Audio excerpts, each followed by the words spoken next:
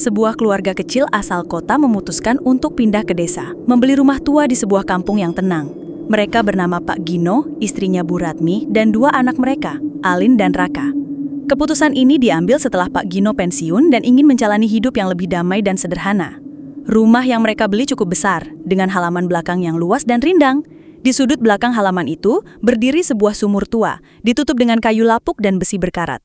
Pemilik rumah sebelumnya sudah lama meninggal dan rumah ini dibiarkan kosong selama lebih dari 2 dekada. Sejak hari pertama mereka menempati rumah itu, suasana terasa ganjil. Alin sering merasa seperti diikuti saat bermain di halaman. Raka, yang baru berusia 7 tahun, beberapa kali mengigau sambil menyebut kata, "Ibu, di sumur." Pada malam ketiga, Bu Ratmi mencium bau busuk dari arah dapur, tapi setelah dicari, tidak ada bangkai atau sumber bau.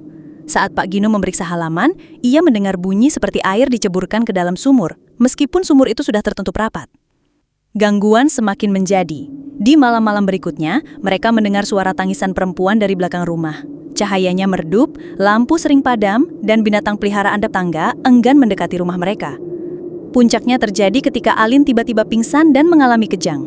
Ketika sadar, ia berbicara dengan suara berat dan berkata, "Aku dikorbankan, mau apa kalian kesini?" Pak Gino panik dan memanggil ustadz dari kampung terdekat.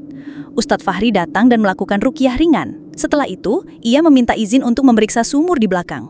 Dengan hati-hati, mereka membuka tutupan sumur itu. Dari dalam muncul aroma menyengat seperti bangkai bercampur lumpur.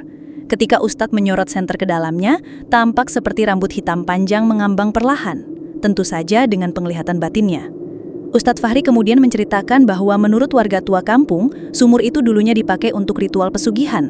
Setiap 10 tahun, seseorang akan dikorbankan dan jasadnya dilempar ke sumur. Rumah itu dulunya milik seorang dukun kaya yang menghilang secara misterius.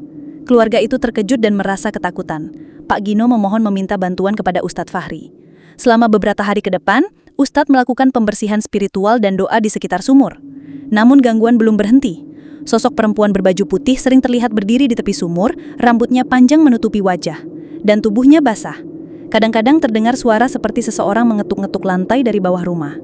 Hingga malam ke-7 setelah pembersihan pertama, Alin kembali kerasukan. Kali ini lebih parah. Tubuhnya terangkat dari tempat tidur, matanya membelalak putih. Ustadz Fahri yang datang tergesa-gesa membaca doa keras hingga sosok itu pergi. Setelah kejadian itu, Ustadz dan warga kampung akhirnya menyarankan agar sumur tua itu ditutup permanen dan disegel secara ritual.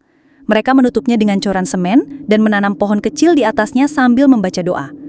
Sejak saat itu, rumah mulai terasa lebih tenang. Alin dan Raka bisa tidur nyenyak. Tidak ada lagi bayangan di malam hari. Tapi Pak Gino tetap berpesan kepada keluarga dan warga sekitar agar tidak pernah menggali atau mengutak-atik sumur itu lagi. Rumah tua itu kini menjadi pelajaran bahwa tidak semua yang tampak biasa adalah tempat yang netral. Kadang masa lalu menyimpan luka yang belum sepenuhnya sembuh. Terima kasih telah menyimak kisah misteri penuh teror ini. Jangan lupa untuk like, komen, dan subscribe agar tidak ketinggalan kisah-kisah seram lainnya dari channel SDBARTAI.